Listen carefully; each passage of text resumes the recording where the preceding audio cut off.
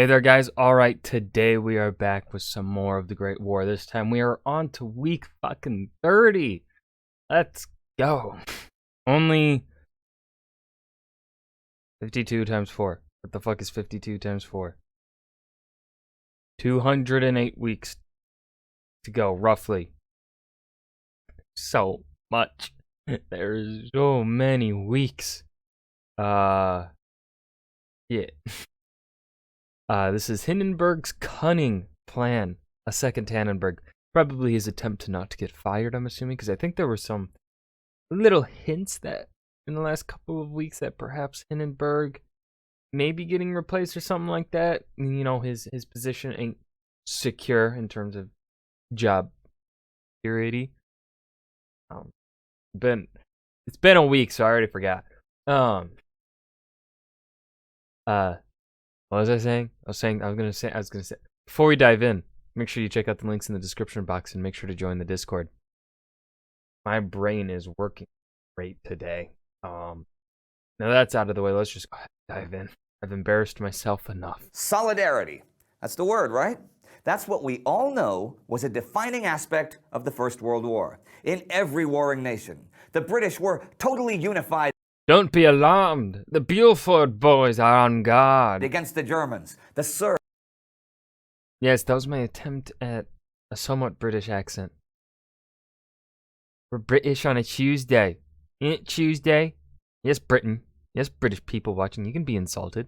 I don't care. I'm American. We insult each other. That's what we do. Serbs were as one against Austria-Hungary. The Germans were a single fuck. Deutschland. Ooh.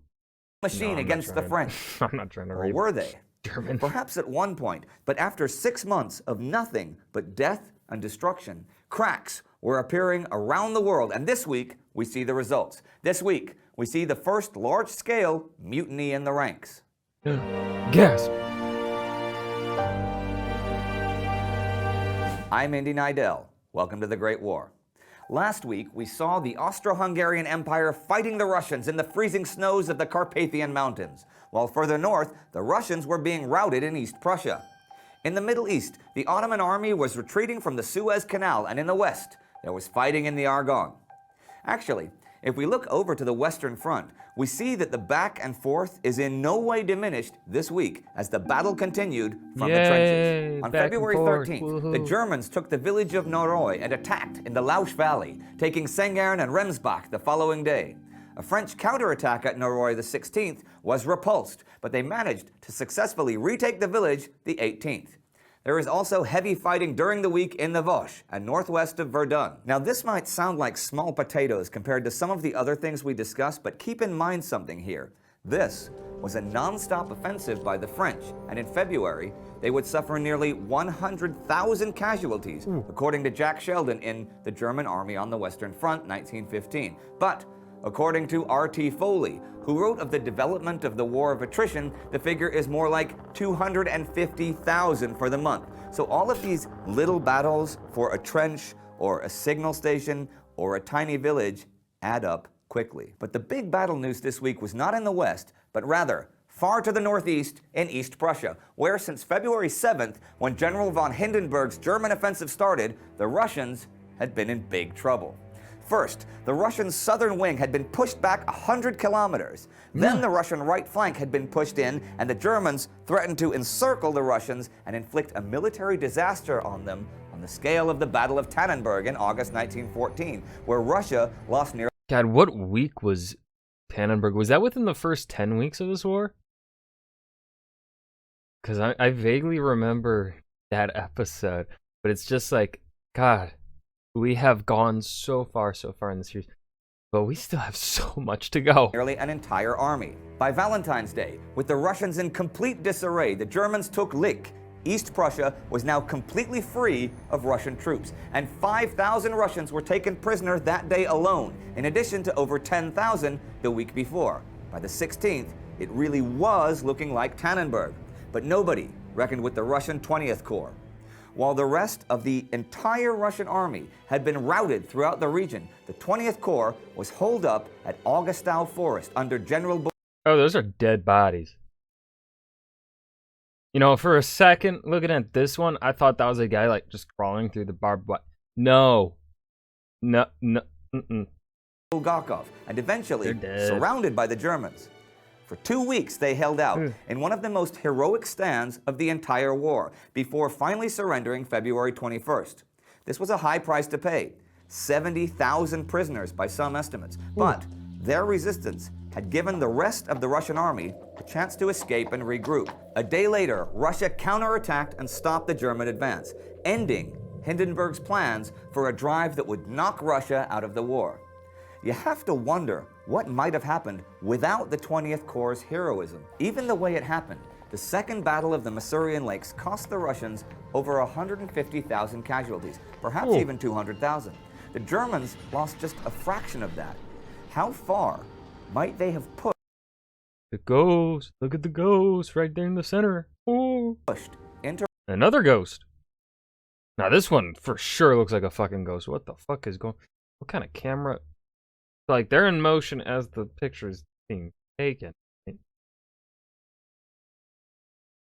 God, it's so freaky.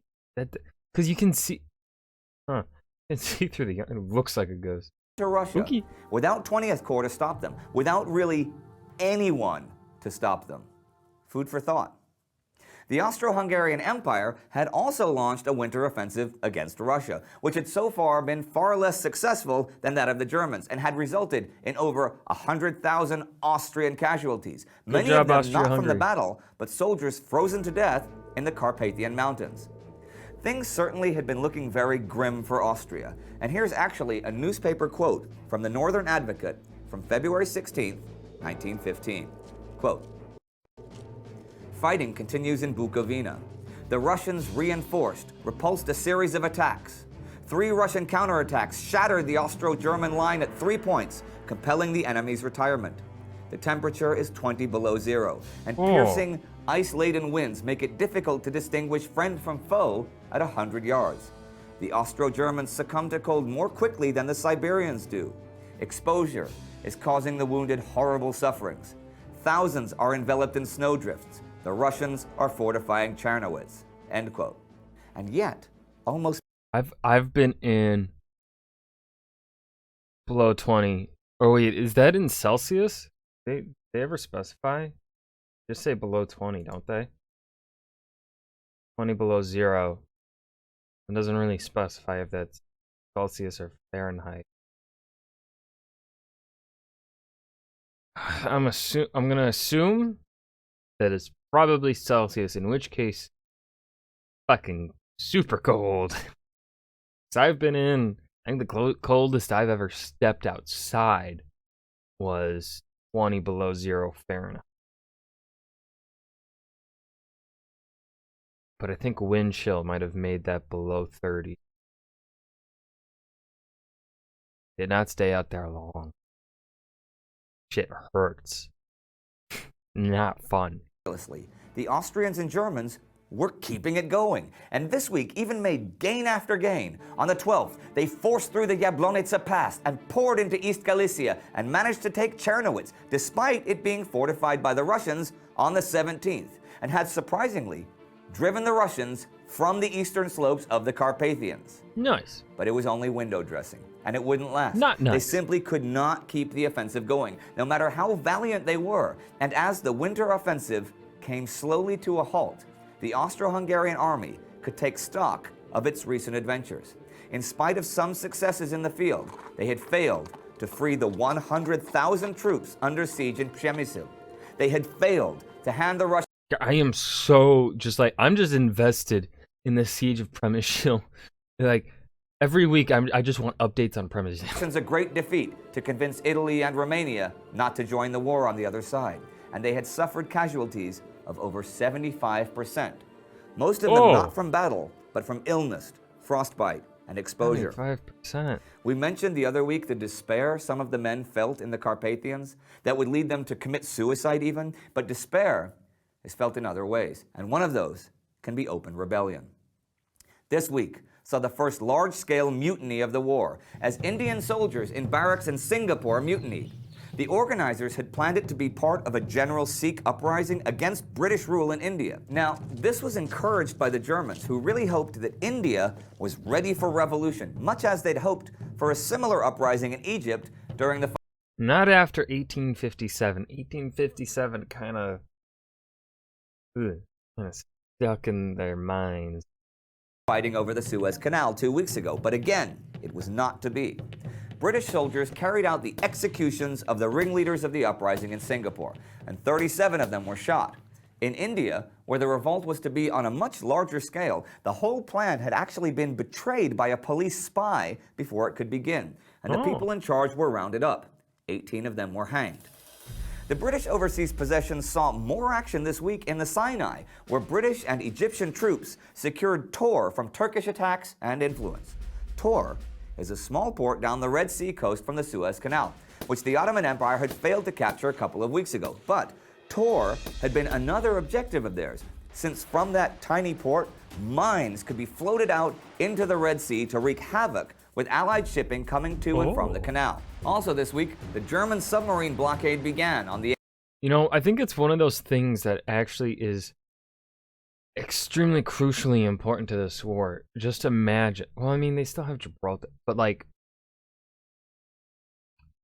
imagine that.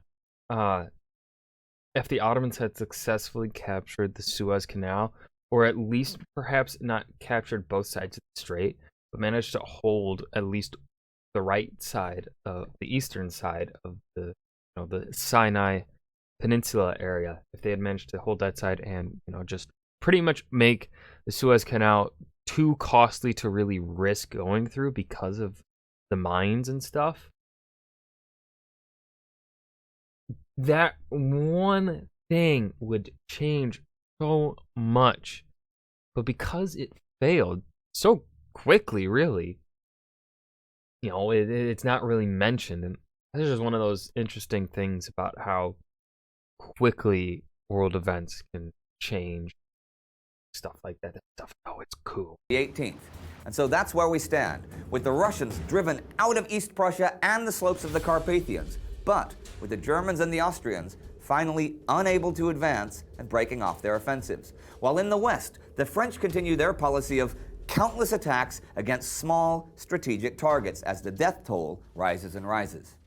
And a mutiny, of course, the first large-scale one of the war, far from Europe. Heck, far from India even, at the edge of the British Empire. But you have to think that things like this are to be expected, right? It would continue over the years. We'd see it in the French army, the Australians, the German Navy, but you'd see it everywhere else in a smaller form. For an organized mutiny is just a group version of I quit. And that we see every single day of the war in every single army, as soldiers desert, or hide to wait out a battle, or walk into an enemy bullet intentionally, or just shoot themselves, just saying, I quit. I am in a tiny metal tube beneath the sea, and the only time I come to the surface, it's to kill a ship full of sailors that aren't even from the country I'm at war with.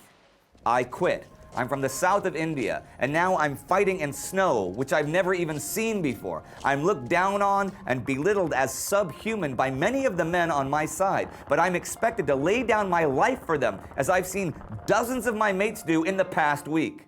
10 million stories of despair. This was modern war. A few weeks ago, and again, I think it was the last week, right, where he did have that like end of episode, like deep hitting question. Here he goes again, coming with not a question this time, just a fact, but it's still a very deep hitting question. Like, hey, kind of still gets you thinking about stuff. Oh, loved it. Love it. Another great episode. This was fantastic. I hope you guys enjoyed too. Remember to hit that like button and subscribe for more. And I will see you guys in the next video. Peace.